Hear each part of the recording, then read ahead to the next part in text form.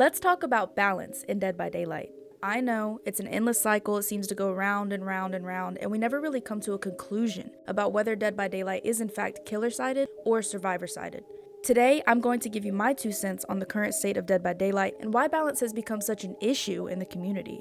I don't know what's left at the end of DBD for us to enjoy. And it's also kind of an attempt to make this community a better, less divided place.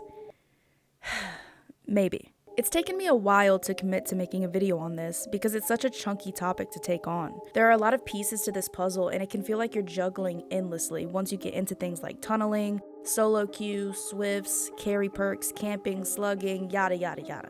We're gonna dive into it all, gamers, so grab a snack, enjoy the video, and let's get into it.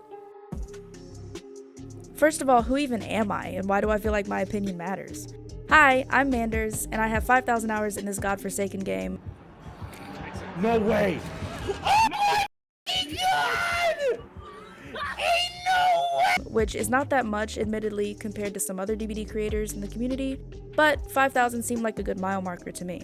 I have 100% completed the game, including challenges and achievements. My first 3,000 hours or so were strictly on Survivor, unless I was playing Killer for a daily or something like that.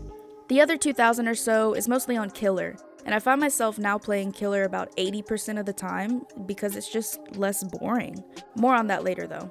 It's never been more essential to talk about balance in this game. More licensed characters being released means more players in general are coming to DBD for the first time. This also means that newer players are going to have strong opinions about their gameplay experience. Mostly complaints about getting tunneled all the time, claiming the game is killer or survivor-sided, and resorting to perks to allow them to feel like they're winning the game more often than not. And I get it.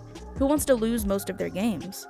Now to me, newer player, quote unquote, encompasses someone who has less than 500 or so hours in the game. That's just my ballpark. Or someone who has ever only played one side or the other.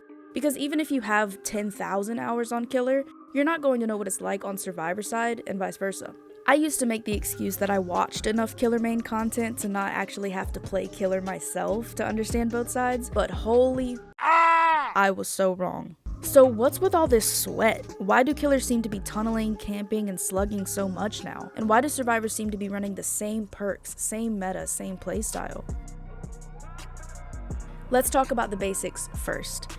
Killer gets 4 perk slots. Survivors also get 4, but collectively they have 16 total perks to work with, which is part of what asymmetrical means in asymmetrical horror games. One side has more to work with than the other. This offers more ways that perks can work with each other, increasing survivors' chances for escape. With essentially 16 perks to work with, it's easier to cover the main pillars of the trial: altruism, generators, chase, and tracking. And there's usually room to run a fun perk or two like flashbang or head-on. For Killer though, it's different. You have to do your best to counter these 4 pillars of the trial, and with only 4 slots to fill, that can feel somewhat impossible. If you run 1 perk per category, it's much weaker than running 4 perks within one of those pillars. This is when you start to see full regression builds, full chase builds, anti-heal builds, stealth builds, and when you start to get into the higher MMR area of Dead by Daylight, you start to see these more quote-unquote sweatier killers. These kinds of builds are much more successful for getting the 4K, which is incentivized and is the goal of the killer at the end of the day. Even though some people will stand on the "you don't need a 4K to win the game" hill until they're like 97 years old. Well, Manders, shouldn't the killer just be skilled enough to get kills without needing to stack gen regression perks as a crutch? Well, yes, but when a killer runs a specific pillar-based build, that means they have nothing for the other 3 pillars. So there is some missing pressure to make up for there, and that shit is not GG easy. On the other hand, survivors are collectively able to cover these 4 categories comfortably. And with items and map offerings on top of that, it makes it even more likely they will escape. Not because of skill, but because they have perks. I'm a Huntress main, and there have been plenty of times where the hatchet validates, meaning that you hear the sound and you hear the scream of the survivor, but it actually doesn't register on their side. So you hit your hatchet, but you get nothing for it. This type of stuff happens way more often than you think, and unless you play enough Killer, you won't know what auto-aim feels like, what hit validation is like, and why it's so terrible to lose a game because of ping difference or straight up dog water server issues. This isn't to say that Survivor also doesn't experience optimization issues, but there are plenty more opportunities offered to you as Survivor to make up for that in the trial. Mistakes I make as Survivor are easily made up for because I have 3 chances before I die fully, 3 other teammates to hover chases for pallet or beamer bang saves, and 12 other perks benefiting my side of the competition. Whereas for Killer, it's just you. You don't have 3 other teammates to help you, and if the server decides that your in-game hatchet didn't actually hit even though you heard the splat and the scream, then you're powerless in that moment. So yes, optimization issues are terrible on Survivor side too and can be extremely frustrating, but for Killer it could cost you the entire game, not just one chase. On top of the issue of optimization and desync, cheaters are becoming even more rampant now than ever. Hens actually made a video on this recently, and it's a great video and you should go watch it. It's extremely informative, and instead of being fear-mongering, it's more about what's actually happening in Dead by Daylight. Over the years, Behavior has done their very best to balance maps so that it's an even playing field for both sides. Unfortunately, this hasn't worked. That's why you tend to see the same map offerings over and over. I shit you not, there have been days on DBD where every Killer match I load into, there's a map offering for RPD, Eyrie of the Crows. Hi, this is me editing, and that's my cat Bug. Real quick, I realized after I've recorded everything that I'm pronouncing Erie incorrectly. I keep saying Eyrie, so I understand that I'm pronouncing that incorrectly and it's bothering me, so just know that it is bothering me. It's taken me like a year or something to get back to editing this video, so if anything is outdated or whatever, please do not yell at me. I am proud of myself for finishing this video, and I'm proud, or excited, I should say, to bring you guys this video finally. So, this is me, this is my face. Come by my stream sometime, love to say hi. Also like and subscribe, all that good shit. Okay, let's get back to the video. Azarov's Garden of Joy. I counted 14 in a row once. You think Swifts are bringing offerings because they like the scenery? Nah. Remember, I was a Survivor main for 3,000 hours. I know why you want to go to Eyrie. I know why you brought the RPD offering. You want to win. And the structure of pallet paths and tile RNG on those maps are strong.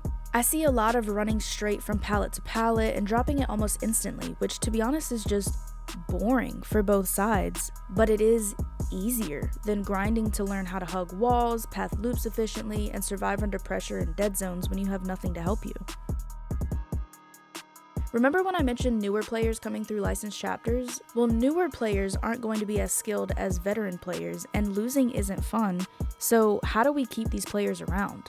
Behavior has attempted to design this asymmetrical experience to be more of a party game. The problem with this is that the core element of PvP games, meaning player versus player games, is competition. Both sides cannot win. You either escape or you don't. You either get the kill or you don't. Trying to incentivize casual gameplay in an inherently competitive environment is going to present issues, and it has. So how do we keep these players around and giving the devs money? Skins, licenses, and in general making the game easier for newcomers so they're less likely to uninstall the game. Over the course of my 5,000 hours in the game, I've seen many patches and updates that generally just make the game easier for Survivor, with little to no efforts to enhance the Killer experience. And I know that might be a trigger for some people, but hear me out, okay? Just hear me out for a second. The addition of HUD status icons, anti-camp, making flashlight timing impossible to miss at this point, showing the aura of no-ed totems, reducing the efficiency of gen regression perks, adding base kit borrowed time, removing hook grabs, I mean, I could literally go on for days. Survivor in 2024 feels like playing with jumbo Lego blocks, and escaping just doesn't give the same high as it used to. At the end of the day, Behavior is a business, and they want to maintain a consistent income from the community. You do that by making the game easier for the casual gamer, the one that doesn't have a lot of time to grind most days, the Resident Evil fan that just wants to get on and play as Leon, and maybe the dad who has a family and only has a couple of hours to spare during the week. Listen, I get it, but the issue lies with Behavior's decision making. They want it to be fun, but they've missed the mark in many ways. Have you noticed there's no in-game competitive mode for DBD? There's no space for real skill expression anymore, and rank used to actually mean something other than just some extra blood points at the end of the season. Being an Eyrie 1 Survivor or Killer held much more weight because you had to fight to keep that rank in the entire season. You can clearly see what Behavior wants this game to be: casual gaming in a competitive environment. Those directly contradict each other, and having a specific space for sweatier gaming would not only provide spaces for skill expression, but would also create an additional opportunity to keep players around in the long term. But Behavior just won't budge. They're aware that there is a massive chunk of their player base that would enjoy a competitive game mode over a casual one, myself included. There's even a player-led community for competitive gameplay. I yap about this constantly on my stream and to my friends until my face turns red. Look at games like Rocket League, Valorant, Overwatch, Call of Duty, Sea of Thieves even. These games have an inherent PvP aspect that the devs created a space for. If Rocket League only had a casual mode, that would feel like actual hot swamp ass. Like, really imagine that for a second, you running around in COD matches for hours getting quickscoped by Brayden the 14-year-old sweat lord. Imagine grinding for Legendary in Sea of Thieves. And you should probably yourself. That's true, actually. If you guys were I would spawn a Wow. Yeah, what was that? and I would make your kids watch. Okay. Just for it to mean nothing in the end. At that point, what's the point of trying to get good?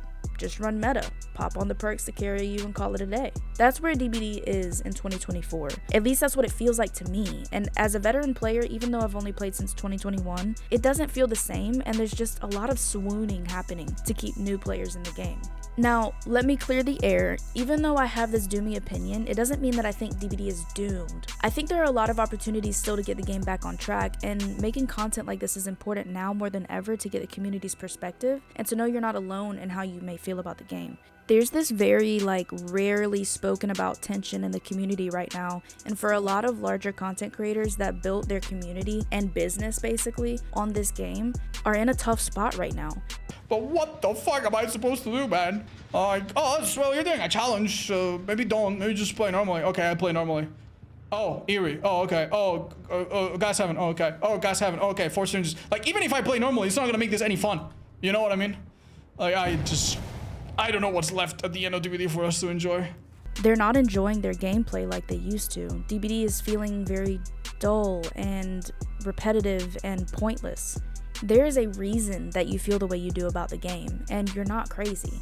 But it's going to take behavior actually listening to their veteran player base, which they notoriously haven't been the best at so far. I encourage you to drop your opinions in the comments, even if you disagree. Conversation and discourse is so important when it comes to things like this. And if we want Dead by Daylight to live on and not crash and burn, we have to lift the rug eventually, and it's up to the community to hold behavior accountable. Personally, I beg of behavior to embrace the whole of their player base and not just one piece of it.